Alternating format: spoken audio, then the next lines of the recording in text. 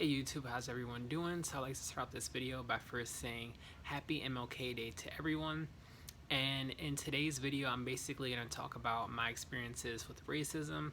I feel like it's something that I've been really wanting to talk about for a long time, and I feel like it fits in today perfectly with MLK Day and basically highlighting on how far that we've come, but basically also highlighting on the fact there's a lot of work that still needs to be done. So before I get started, before I dig in, one of the key things that I want to say is I'm all about equality, treating everyone equally regardless of gender, race, um, their sexual beliefs, any of that stuff like that.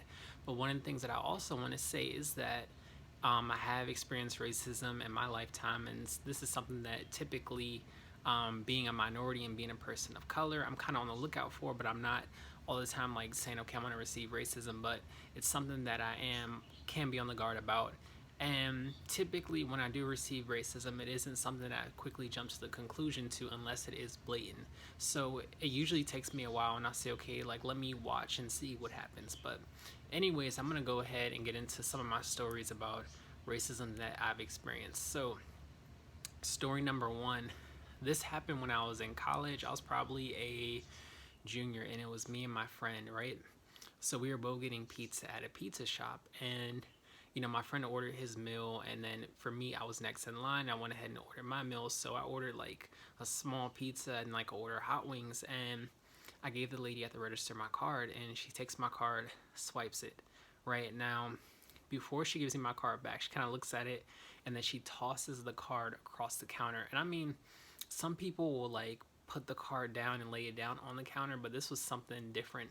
This lady literally threw my card at me like a frisbee, and the card actually flew on the floor, and she was looking at me almost like you're gonna pick it up. Like the way that her eyes were looking were like they almost were like flared, like this crazy look, like I want you to pick the card up off the floor. So I picked my card up, and then I signed my signature on the receipt, and then I was like, thank you.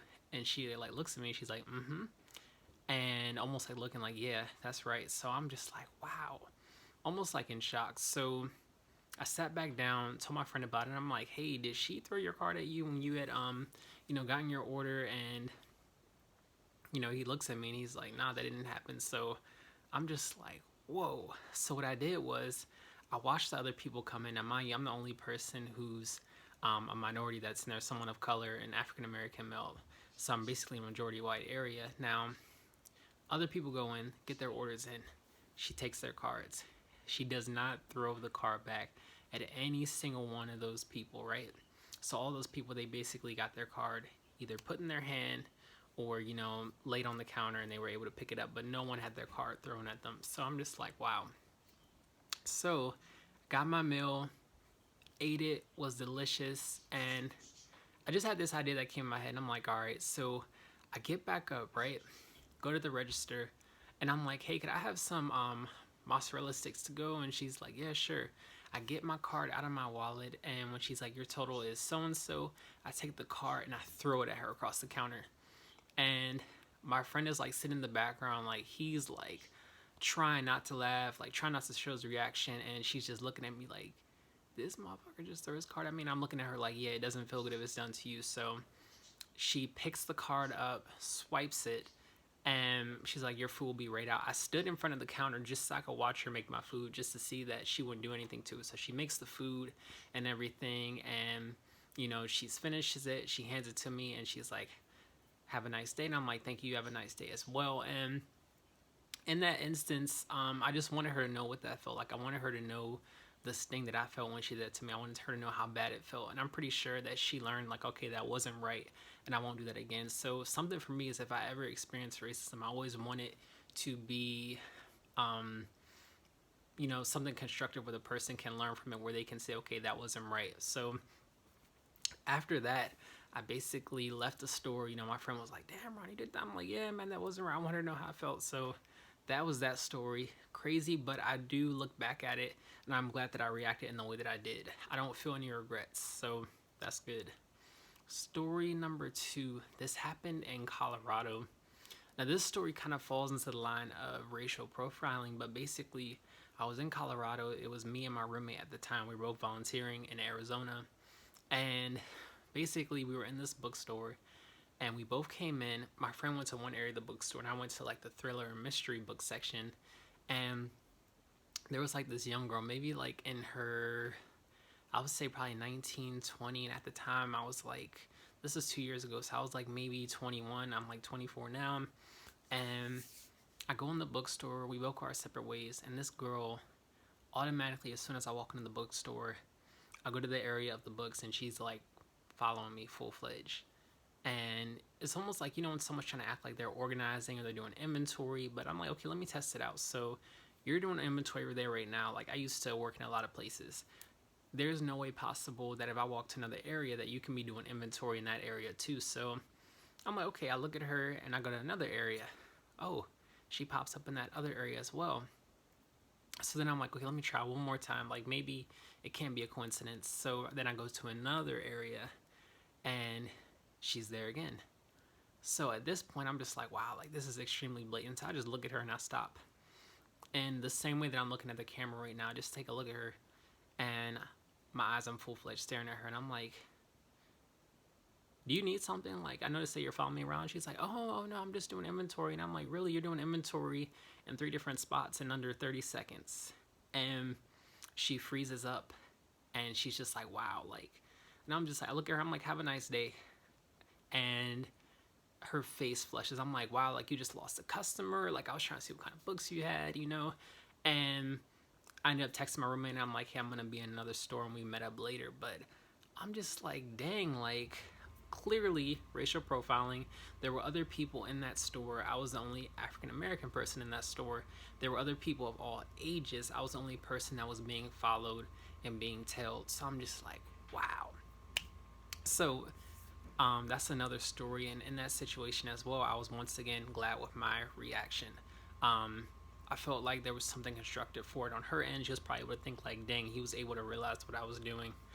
So story number 3.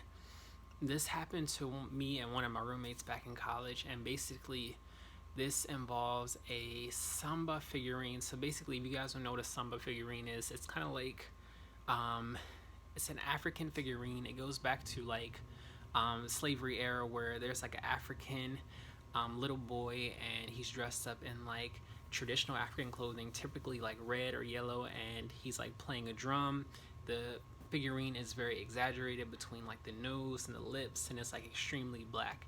And when I say extremely black, like I'm talking about like the color of my beard, like that black. So I walk into my roommate's house and he has this figurine on his fridge. And at the moment I'm looking at it and I'm just like, wow, like what is this? Like you can tell like it's a racial figurine. So I didn't want to bring it up at that moment.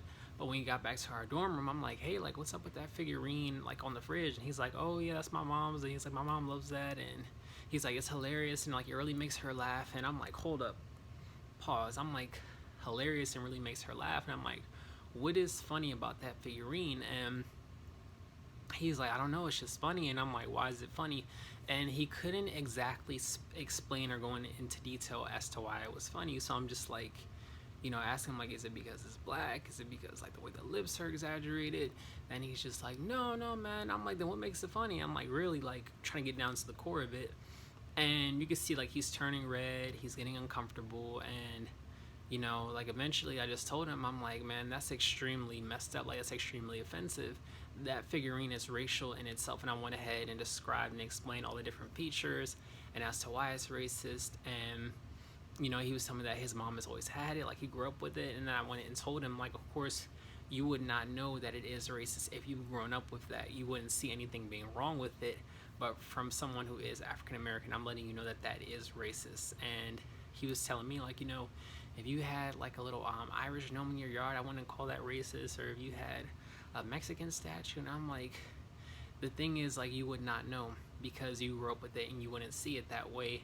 But I had to further explain to him that what I'm trying to tell him is basically that for anyone that is coming in, and especially someone that is African American, that would be a symbol that is racial. And I told him I just wanted him to be aware of that. And then at the end, we were able to come to terms, and he was able to actually see that. It took a while, but that's not surprising me if you've seen that all your life. And you know, he apologized to me, and you know, everything was cool and went on from there. But you know, I was glad that he was able to see what I was seeing from my end. I feel like that was just kind of like the most important thing. You know, I wanted him to see that. So yeah, guys, those are some of my experiences with racism. I have a lot, but those are probably the 3 stories that stick out in my memory the most. I feel like this video fits perfectly for MLK Day, so please share any stories that you have. Drop your comments down below. Please like and subscribe. Peace.